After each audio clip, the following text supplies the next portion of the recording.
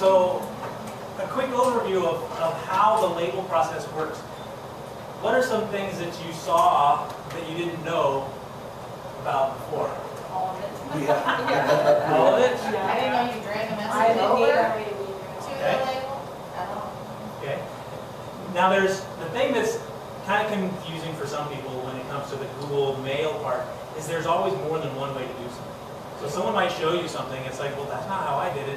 That doesn't mean you can't do it other ways. And they showed you there a couple times that you can either drag it this way or you can go that way, and it kind of depends on your preference, how you think, as well as what you're trying to do. Are you trying to organize just one message real quick, or are you trying to organize a whole bunch of messages? It's really good when you're keeping track of like one student and you're doing little comments every day. You drag it over to that name or whatever. Yeah. It's really nice for me with the speech and drama I'm because like, I have email so many parents, people kids, emailing me and I can do it all in one thing. And because I have to search and search and search. The way that I've done it just is type in the name of the person. Yep. And then it just comes up with everything that they have emailed me. So let me just walk through a couple of those things that they're talking about. So does that also sort of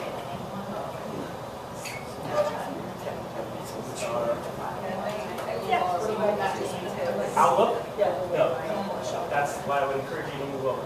So now if you get in a comfortable position where you can kind of see that screen, you might want to slide back or do whatever.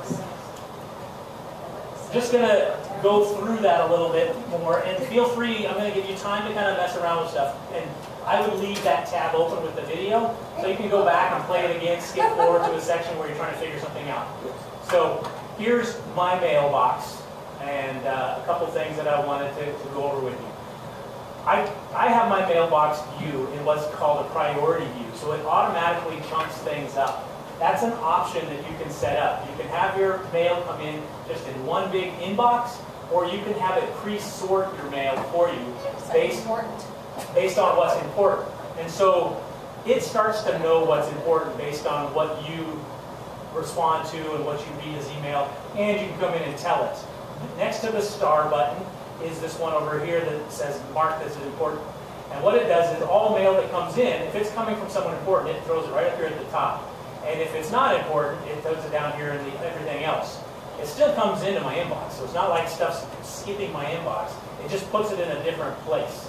So all my junk mail stuff starts showing up down here, right? And not up here.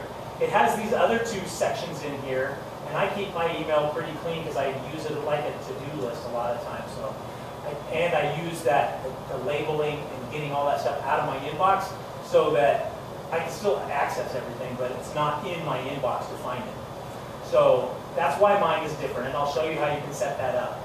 They talked about how you can drag messages across. You notice there are different places in a message, and if you click in a different place, if I click here, it's actually going to open the message.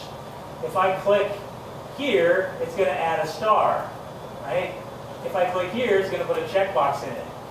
If I click right here, you notice how the arrow changes from an arrow to a hand? Once I get the hand, then I can drag that message and I can put it into one of my labels if I want to. And like it said, you can also do that with multiple messages. You can say this message and this message, both of them, let's take both of them, and you'll notice it says move two messages, and you can drop them into a box. You can do that, and they show you can go the other way if you want to. I can take a label and I can drag it to a message if I wanted to. It doesn't have to be checked. It doesn't have to be checked. Just the hand has to be shown. Just, there's that little like dotted bar right there. The little grabber hand, not the pointer, but the grabber hand. If I can do that, you know you've got the right place. You can move that around. Did you need to visit with me, or you just roaming? No, I'm just coming to see if you're doing it. Do you have a quick question? Right? And actually, these are not labels. These are circles, and this is an integration of that Google+. So don't even worry about that at this point. But that's what that is. Down here's your labels. Here's where you can create a new label. And you can see some labels are nested inside of other labels. And so you can kind of make labels tuck inside so that you can get more. And you'll see that over here. If it has a little arrow next to the side of it, it means I can expand that label. And so there's a whole bunch of labels inside of that label. And I can expand and contract. Anything with an arrow on it, that's what that means, expand or contract. Okay?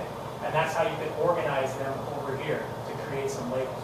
So what I'm going to ask you to do at this point is to create some labels that you would use to organize your email. So speech and drama, maybe different events. So you might have one called speech and drama, Kelly. Underneath that one you might have, events. Another one might just be correspondence or something like that. So kind of think of how you might structure stuff together.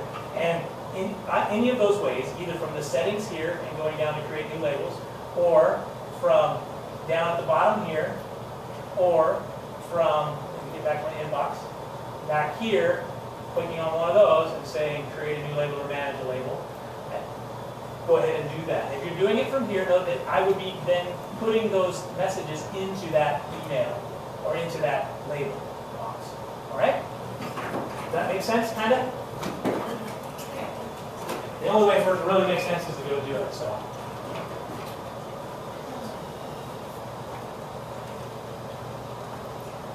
And then those of you who are using Outlook, it will synchronize this and it will put those folders in your Outlook as well. And so the same thing is if you're in Outlook and you're doing it, it should synchronize your folders to your labels. What it does when you have multiple labels, I don't know, because I don't think it allows for multiple labels.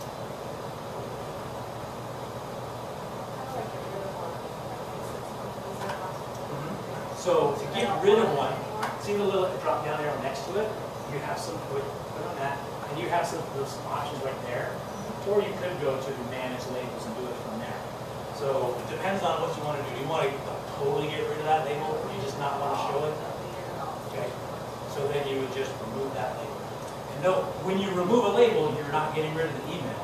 You're just getting rid of the label. So now, any email that had that label is just in your archive without a label. You can still find it, you can still open it. No. If you have a bunch of mail in there that you know you're never going to want to look at again, then I'd go delete all that mail first. And then So we'll do that before you create.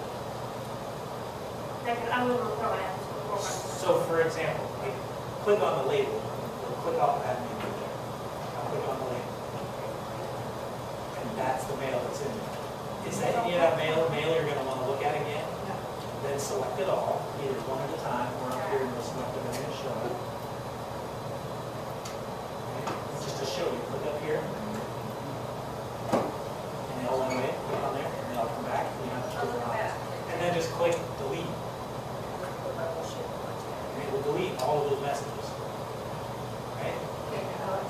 Now, you still have this label. Now you can go ahead and get rid of the label. The reason I have to do that is because there's no reason to have mail that you're never going to look at. So you can use labels for temporarily organizing stuff. I have several labels that I use on an annual basis, but I don't want them there all the time. I only use them for just a certain period of the year. So like your speech and debate stuff, as an example. Yeah, You only need to see that when you're doing that. right. And then you can hide the label so it doesn't show up. But then when you're doing speech and debate, you go show it again. And it pops back up with all of your stuff there.